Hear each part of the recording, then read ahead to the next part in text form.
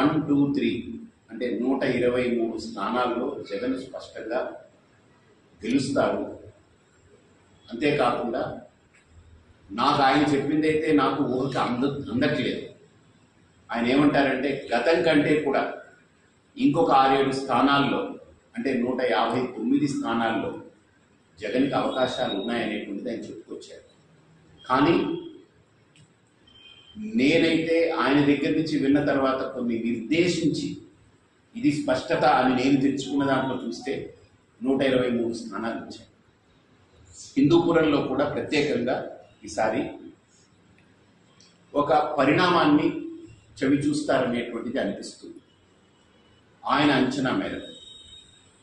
అంటే ఈసారి జరిగినటువంటి ఓటింగ్ శాతం చూస్తే 1,00,000 ఓట్లు రూరల్లో పడింది, 93,000 ఓట్లు చిల్లర టౌన్లో పడింది. టౌన్లో కూడా ఓట్ల శాతం పెరిగింది.